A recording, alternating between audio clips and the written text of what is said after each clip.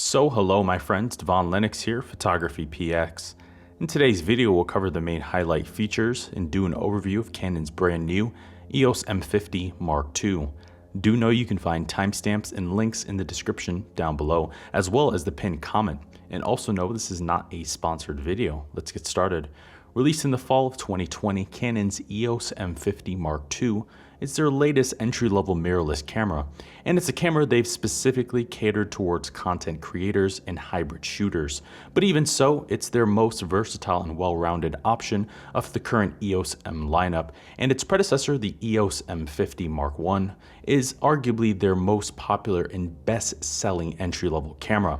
So it would make sense to see Canon eventually want to refresh the line, double down, and continue its successes.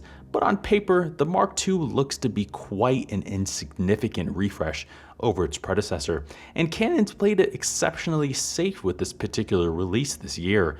And given the amount of competition in the entry-level segment, will this new release add any value to their lineup?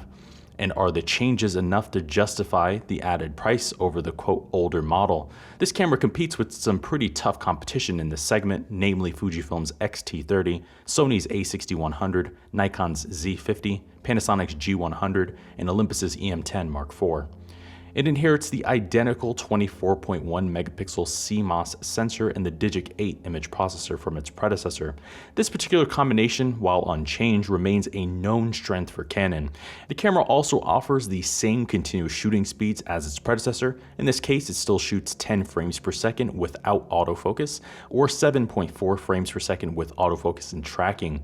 However, the buffer depth is marginally improved, and now the camera can shoot 10 RAW plus JPEG images before slowing rather than only 7 to 8 like the EOS M50.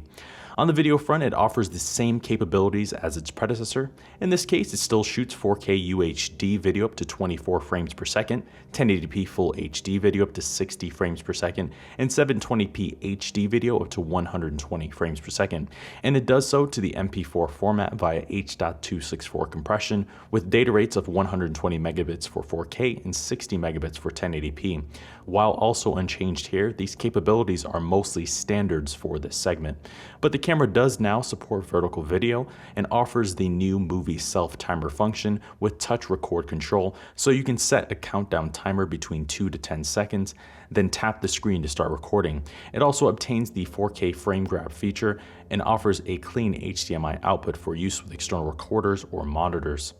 Low light performance is identical to the predecessor, but competitive in this segment. It features a native ISO range from 100 to 25,600, and the camera can still deliver usable photos and videos up to ISO 3200. For focus, it obtains the same 143-point phase detect AF system with dual pixel CMOS AF as its predecessor, and this system offers both face and eye detection along with AF support down to -4 EV.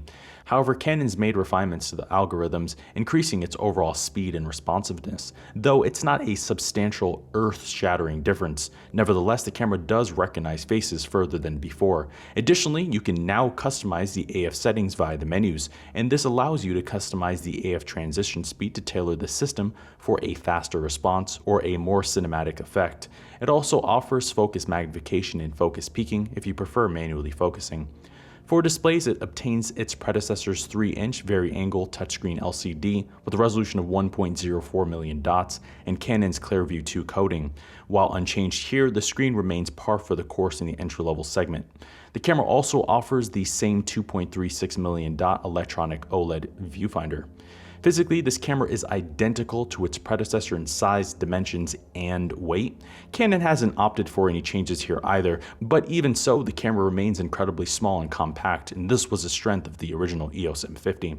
And weighing only 350 grams body alone, it's easy to travel with and store in large pants pockets. The size and form factor was already a strength for this particular lineup, so it's good to see this continue.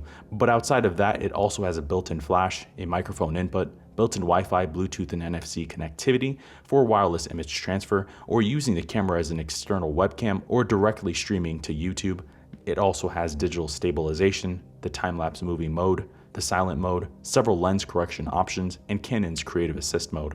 In the end, Canon's EOS M50 Mark II carries the vast majority of the capabilities forward from its predecessor, and it's clear Canon's played it pretty safe this year in the entry-level segment, which is a shame considering their EOS R5, R6, and the C70 releases. While it may come as a disappointment to many, this particular lineup is quite a popular option for beginners, and despite the minimal changes on the Mark II, this camera still remains a solid option for newcomers to the system. Granted, this camera faces some incredibly stiff competition at this price point, and given the continued disappointments in video capabilities, it's not the best camera for aspiring videographers. Better options exist at this price, but suppose you want an intuitive user experience, vertical video support, excellent autofocus, and 1080p live streaming, then the EOS M50 Mark II is the camera to get. So there you have it, my friends. There are the highlights in the overview of Canon's brand new EOS M50 Mark II. For more information on the EOS M50 Mark II and other Canon cameras, check out our website, PhotographyPX.com. Go to our camera reviews page, then to the Canon section, and there you will see a full detailed written review, as well as other reviews of cameras that may be of interest to you. You can also look at the pinned comment in the description down below, and that'll take you right to the full review as well. I've been your host, Devaun Lennox. We will see you in the next video. Thank you for watching today's video. I hope you found the contents of today's video insightful and it added value to you. If you're new here, please consider subscribing if you haven't done so already. Also, leave us a like and a comment in the description down below. Let us know if we overlooked something or we missed something that we covered in today's video. I've been your host, Devaun Lennox. Photography.